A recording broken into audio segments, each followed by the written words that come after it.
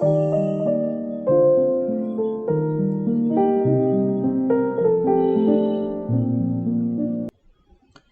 evening, everyone. Welcome back again to Cambridge Guru. As we are doing numerical solutions of equations, this is our sixth chapter, and we have already covered two topics in this. First topic is that we have already covered was change of sign method to determine whether a root is lying between given interval or not. So in this change of sign method, we use the bisection method and change or decimal increase method. Second, we also discussed some drawbacks that are inherent in change of sign method. And based on this change of sign method, we have done, I think, 2 or 3 numericals on change of sign method, right?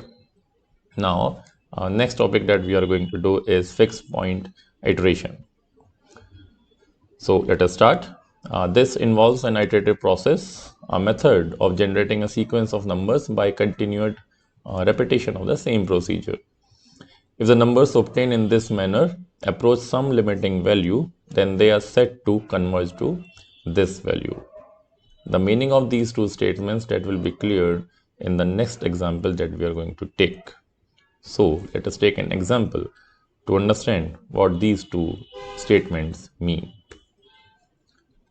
So let us consider a rearrangement of the function or the equation x raised to the power 5 plus x minus 1 is equal to 0. So one type of rearrangement that it has done is that it has written x is equal to fifth root of 1 minus x. So basically what it has done is that it has transferred this x raised to the power 5 is in the LHS and transfer all the terms to RHS and then taking the fifth root of this, right, and it is written that x is equal to fifth root of 1 minus x. It is not 1 upon 2, it is 1 upon 5. Okay, right. So this is one type of rearrangement. There can be many type of rearrangement. You can use any one, but there is one condition that will be explained in the later section of this lesson. So, and obviously, since it says that, as we already know that alpha, which is one root which is lying between 0 and 1, a good starting point is x equal to 0.5. So we have taken our previous example that means we already know that there is a solution which is lying between 0 and 1. Why we know this? Because this question has already been done in the previous lessons, right? To determine whether there is a root lying between 0 and 1. So basically, you can use first the change of sign method to determine the interval, and then we directly come to this iterative process, how to arrive at a more accurate solution, right? So now we can test our value to see how accurate this x equal to 0.5 is. So how we can test this is, step 1 is that we have to work out the value of root 5 fifth root of 1 minus x for the starting value x is equal to 0.5. Okay, so you directly put x equal to 0.5 in this function, which is 1 minus x raised to power 1 by 5, and its value is coming out to be 0.87055. Now what we will do is we will compare it with your initial input value, which was of x. So output value is 0.870 and input value is 0.5. So then we have to compare, and then question will tell you that up to what or up to how many significant figures we have to match our values of the output function, which is fx, and this input value, right? And this process we are going to repeat. What process? That first process is putting x equal to 0.5 in this input, output is 0.870, compare these two. So it says that are x and fx the same, correct to one significant figure? Answer is no. So what we will do is we will again put this x equal to 0.870. Now whatever is the output value, we will take this as the input value and we will use this value in the function 1 minus x raised to the power 1 by 5. Okay, so basically what we will do in the second step is we will take out the fifth root of 1 minus 0.87055.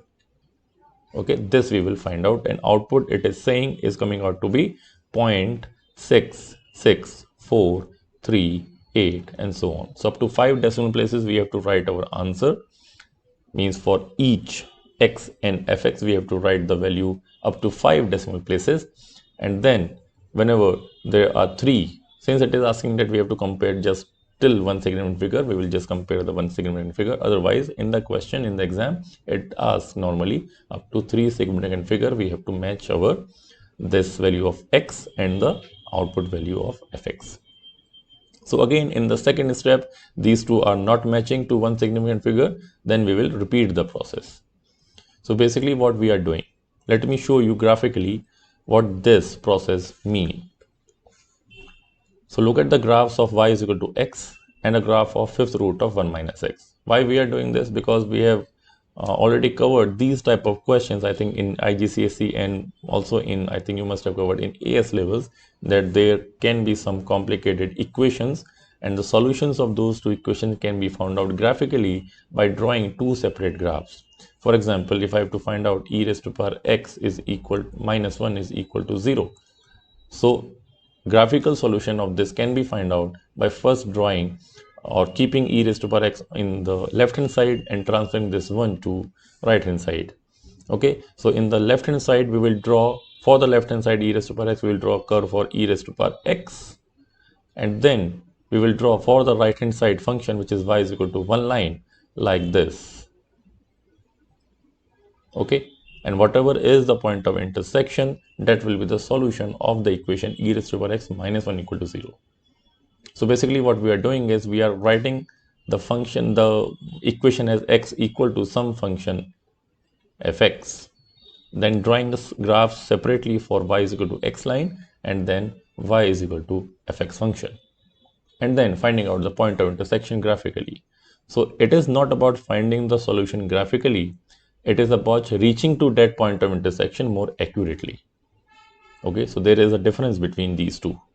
So how we are reaching to that accurate value, to that point of intersection, that is the iterative process. Okay, so initial point here is that the graph shows the value of x and fx. They are not very close because initially you are at this point. Okay, this value is x equal to 0.5. So on the y is equal to x line, you will have y is equal to 0.5 here also. Putting this x equal to 0.5 in the function of fifth root of 1 minus x, you are arriving at this point. Okay, and then it is saying that compare this value. So actually this value is 0.870 something that we were getting in the first point, right? This value 0.87055. Okay, so this value is 0.87055. Now in the second step, what we are doing is we are using this value as the input value 0.870. Now here is the crucial point to understand what this process is going on. Actually what we are doing is that since we are using this value as our next input value, initially this value is a value of y is equal to fx, right?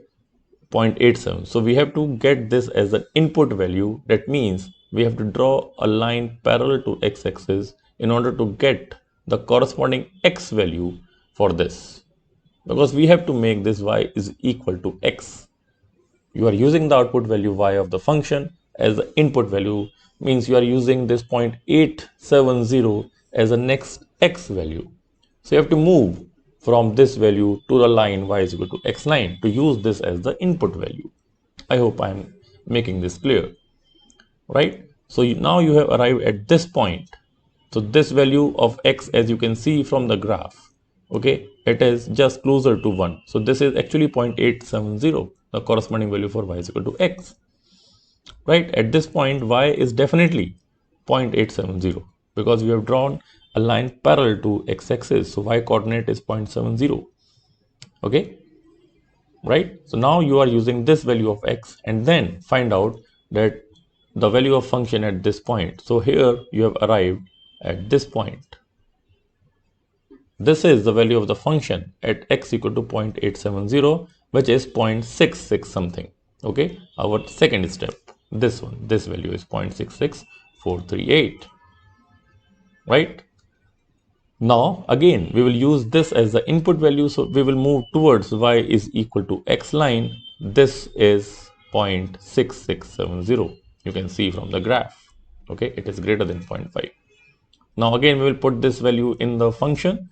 So you will get the value of the function, you will arrive at here, then repeat this process like this. So as you can see, there will be a spiral formed. Okay, so let me show this figure more clearly in the next slide. So it says that when we continue testing and comparing values, we find that when x is 0.7 like this, to 1 segment figure is 0.7219, it's 0.7, right? So we have arrived at this 0.762, 0.75. So up to here, 1 segment figure is matching. Okay, so forget about this, what are the values that are matching. You just concentrate on this spiral, that we are actually arriving at this point of intersection, which is at the center. Okay, if I show you with this point is the center point. Okay, so initial point was 0.5 because that was the midpoint of the interval 0 and 1, right? So you move from this, then you are moving like this, and so on. Okay, so from the initial point of testing, which is x equal to 0.5, you are making a spiral and moving towards the actual real solution or the real point of intersection. Okay, the more you give this repeating process is called the iterative process, or the iteration that we say. Okay, that means you are making the spiral. This spiral making is the iteration, and you are arriving at the point of intersection of the real solution. Okay, so a relationship such as x is equal to fx, where fx is, in this very example, fifth root of 1 minus x. This is a basis for an iterative formula. And what is this iterative formula? That we write this, initially our function was that x is equal to fifth root of 1 minus x. Okay, you may get confused that this is also x and this is also x. These two x, we will take these two x as different, although they are same in the sense that as far as they are representing an equation, they are same. But in this iterative process, we are making slight difference in this, because initially this initial x, we are denoting this by a subscript n. In this case, it was 0.5. And then using this value of the whole function of fxn as the next input value. That's why the next input value is denoted by x with a subscript n plus 1. Right? So this is called an iterative formula. Okay, so student, they get confused. They most often they ask the teacher that sir, why we are drawing a line of y is equal to x line, and why there is an arrangement that is needed x equal to some fx, some function. The reason is this, that we have to use this output value as the input value, and this process has to be repeated. This is the basic idea behind the iterative process. Okay, so let us do one more example to, or how the question comes in the exam. Okay, it says that the equation x raised to power 2 plus x minus 3 is equal to 0. It has a negative root alpha. Show that this equation can be rearranged as x equal to 3 by x minus 1. So let us do first part quickly. It says that we have to show this. So it is just a rearrangement of the term. So x square plus x minus 3 is equal to 0. And there can be multiple, you can say, ways to do this, and you may not arrive at the right solution. For example, if I keep this x here only and transfer all the terms, you will get 3 minus x square. You do not need the answer as 3 minus x square, you need 3 by x minus 1.